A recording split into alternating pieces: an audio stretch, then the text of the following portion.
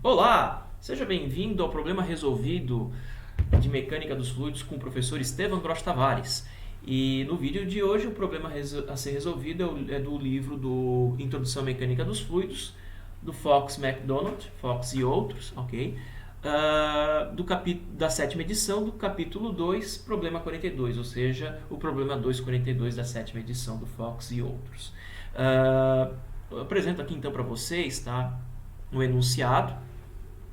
Este enunciado diz o seguinte: o pistão de alumínio com densidade relativa de 2,64 com 73 mm de diâmetro e 100 mm de comprimento está em um tubo de aço estacionário com 75 mm de diâmetro interno. O espaço anular entre os tubos é ocupado por óleo SAI 10W a 25 graus Celsius. Uma massa de 2 kg está suspensa na extremidade inferior do pistão, como mostrado na figura. O pistão é colocado em movimento cortando-se uma corda suporte.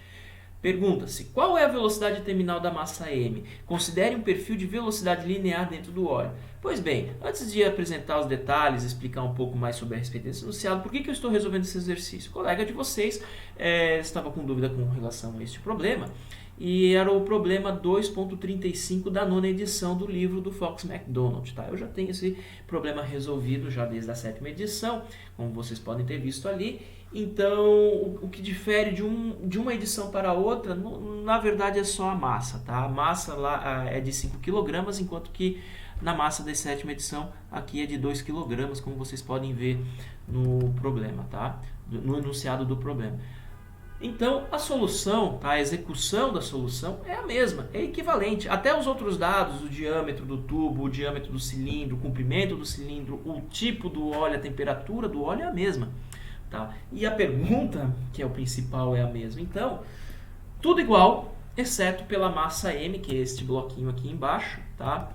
Que agora é um pouco mais leve aqui para mim, né? Menos massa. Bem, o que ele quer? Ele quer a velocidade terminal. O que seria a velocidade terminal? Velocidade terminal é aquela velocidade estacionária de queda do teu corpo.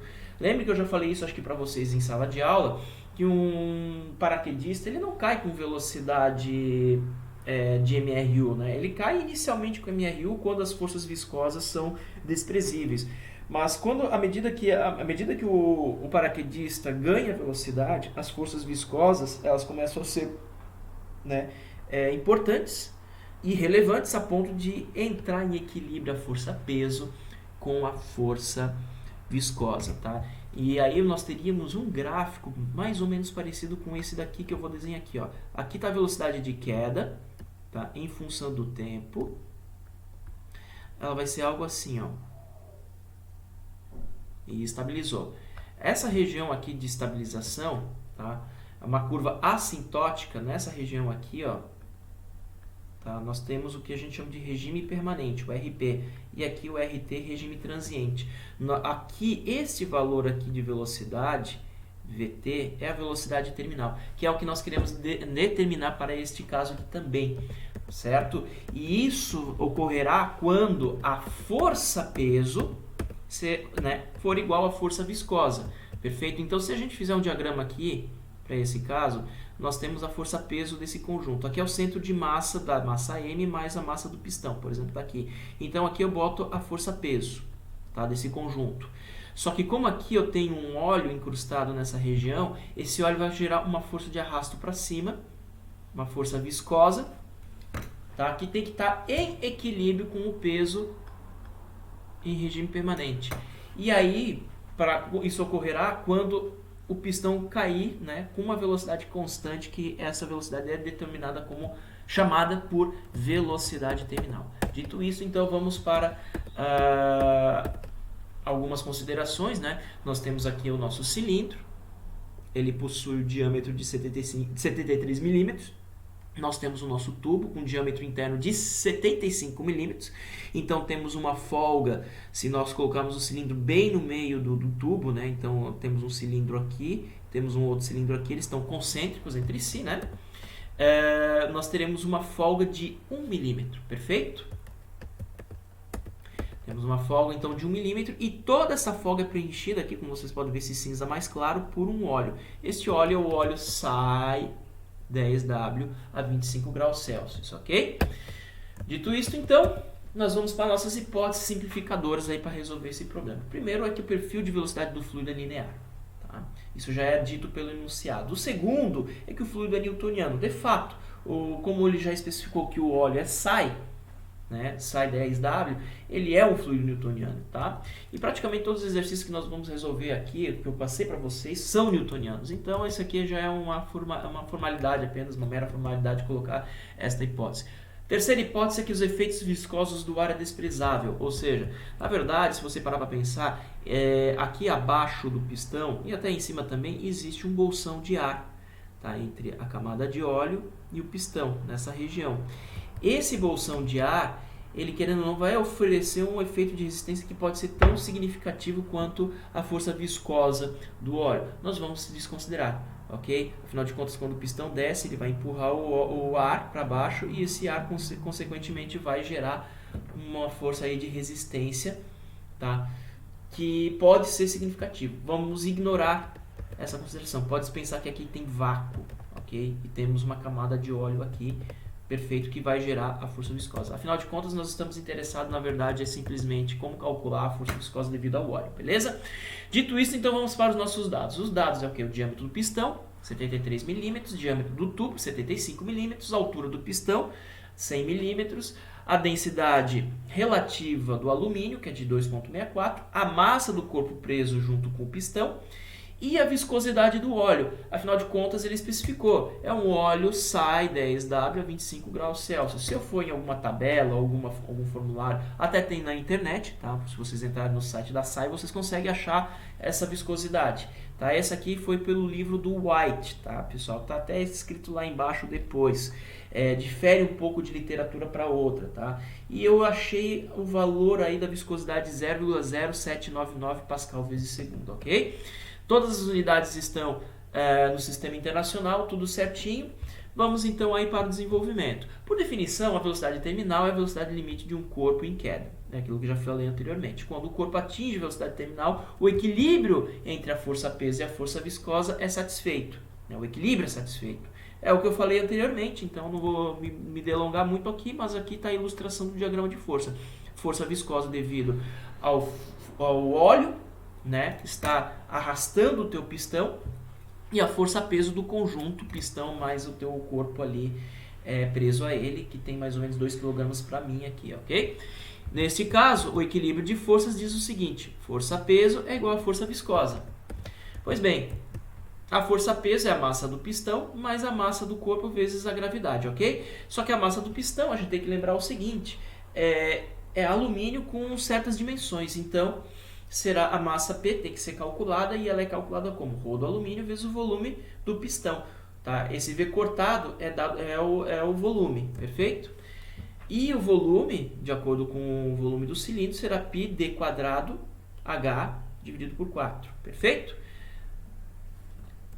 Lembrando também o seguinte, né? A densidade de qualquer material será a densidade relativa vezes a densidade da água. Tá? Essa é uma definição que nós temos aí para densidade relativa. Não vou entrar em detalhes a respeito do porquê disso agora, não é o caso, mas se alguém tiver dúvida, me consulte depois, ok?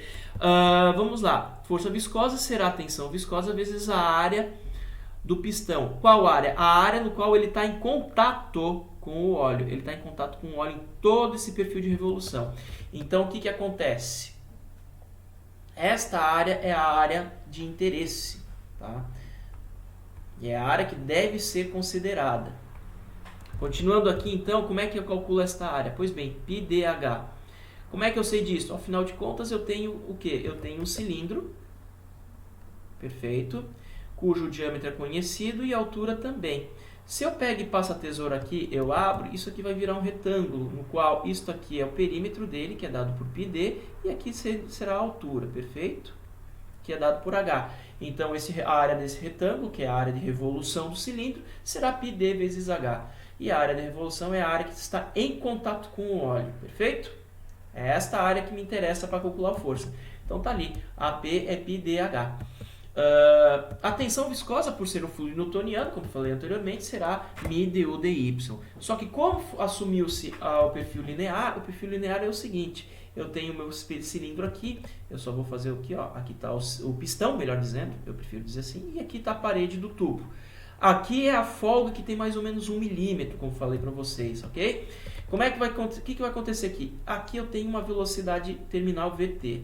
O óleo aqui, junto com a parede do pistão, vai descer com velocidade Vt, só que como o tubo está estacionário, a velocidade do óleo junto à parede do tubo, né, será de velocidade zero.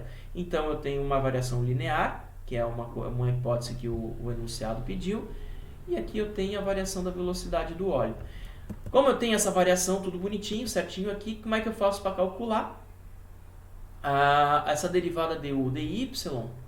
Aqui para este caso será a velocidade terminal dividido pela distância da folga aqui, que é de 1 milímetro, como a gente viu.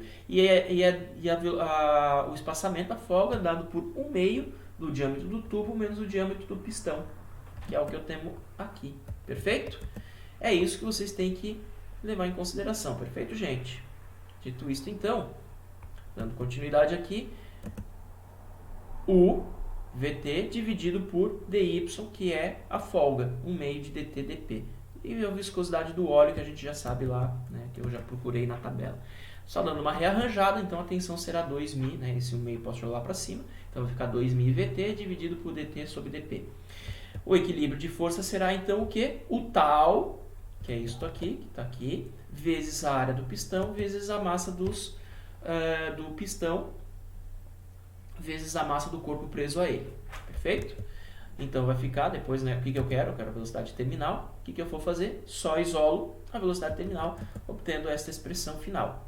Os valores da massa do pistão e da massa da área do pistão, né, calculados são 1,1 kg, né, e a área do pistão será de 0,0229 metros cúbicos.